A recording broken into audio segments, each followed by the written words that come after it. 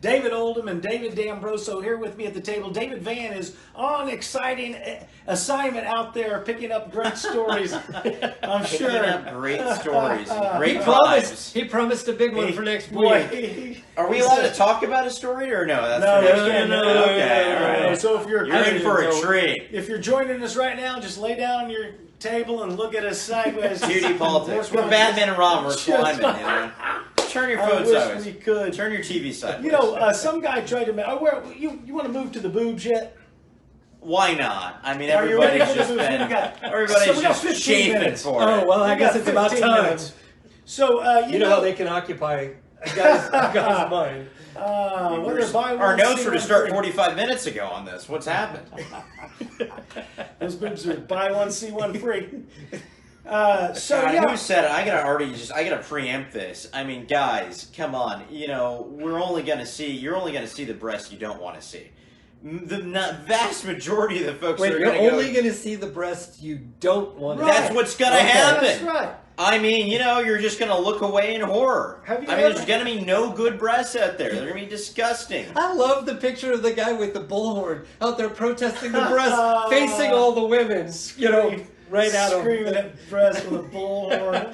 Down at the gathering place the other day. We know the people that are going to be exhibitionists, they're going to be leftists. We know leftist women are empirically less attractive than conservative women. And it is like it is the worst looking people that are exhibitionists. One of the things that I got into a little debate with a gal named April on a Facebook spat. A guy?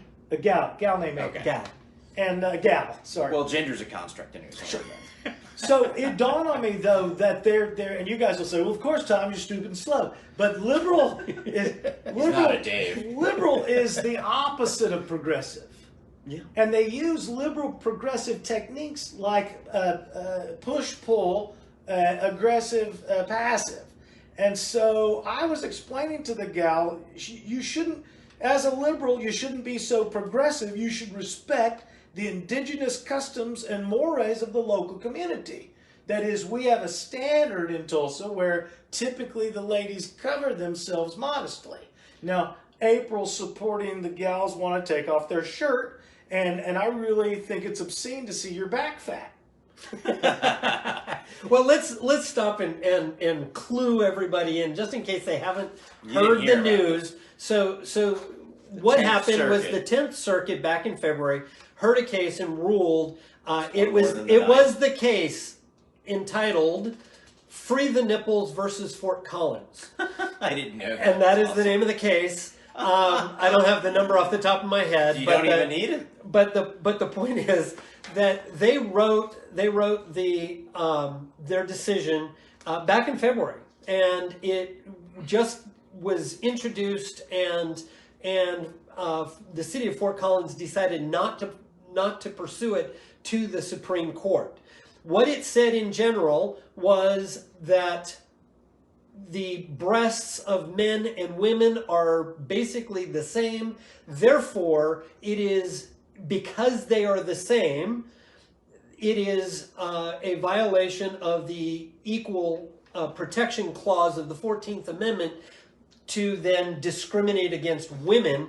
And the Fort Collins, the specific Fort Collins statute or code said that women must be covered from the areola down. So that is amazing that they ruled on that argumentation, because I can think of at least 5 other argumentations that would have been better with the same effect and more logical than male and female mammaries are the same. They are scientifically and biologically not. Try feeding an infant with a male nipple. Well, and you know, getting quite the arousal out of the male breast as the female.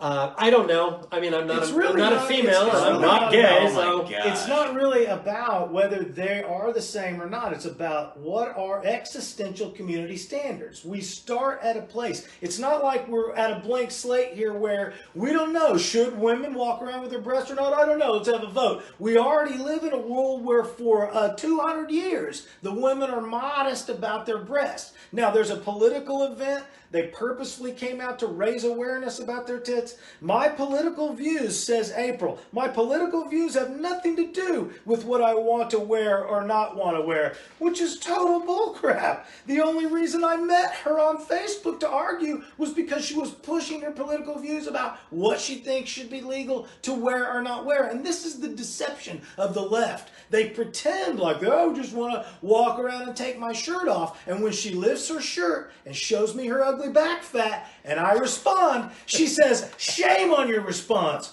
It's called reaction shaming, and it's a real thing. And probably her ugly breasts. But I want to go on a brief aside. You know, it's interesting the conflation between liberal and progressive. At one time, liberals were progressive many, many years ago. But once liberals had pushed for progressive reforms that freed society, freed speech, freed thought, classical liberals like Enlightenment thinkers, right. Okay, once they did that, it had a parabolic effect where progressivism was liberal. But since the classical liberals won their battles and we have a Constitution and a Bill of Rights, now to be progressive is to restrict those rights. Right. So to be progressive is now no longer liberal. Right. And progressives are, by definition, liars. You cannot make a final agreement with a progressive because it's the end of the line for you and the beginning of the day for them. They just started on their progressive thing. Society inexorably moves left for a number of reasons. The personality set of a conservative to be more open-minded, more empathetic. You know, a lot of research conducted by Jonathan Haidt, a liberal,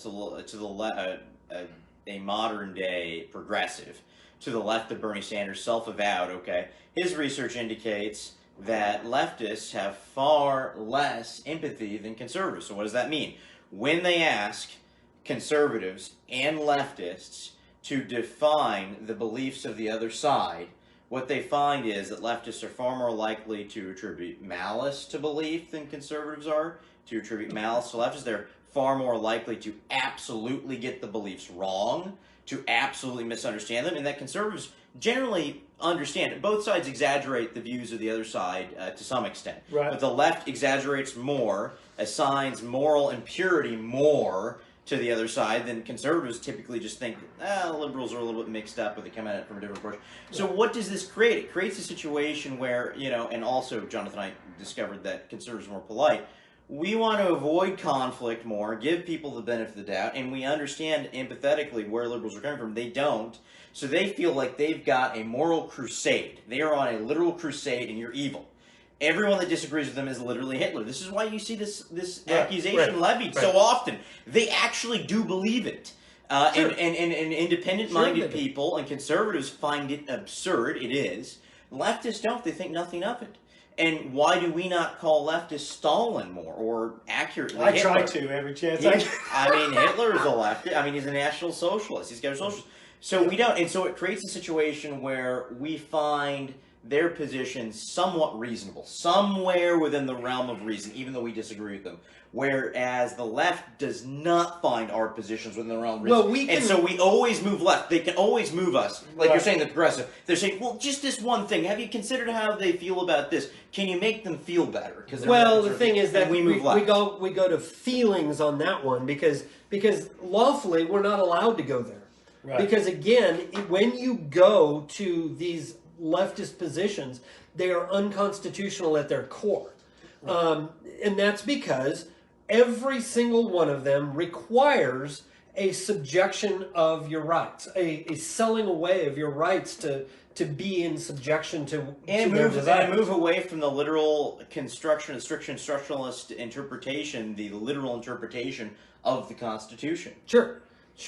I wanted to talk about the unconstitutional act that was this particular a ruling by the 10th Circuit. Okay. Now, the problem is that it is a right to be nude.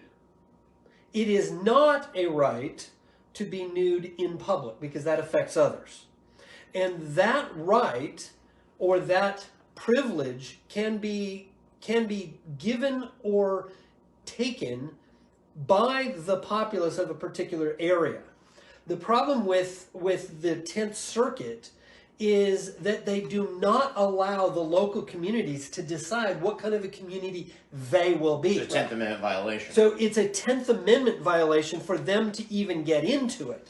And it comes from them wanting to insert themselves into things that are not their You mean like legislation, like writing laws?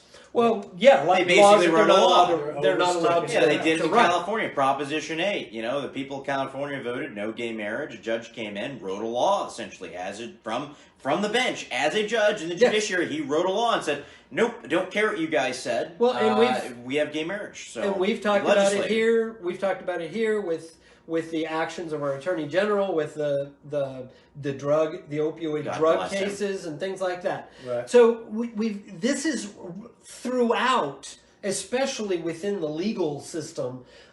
This is the way they behave. And we got to put these judges on notice. You know, we're coming for you legally within the confines of the law. We are coming for you.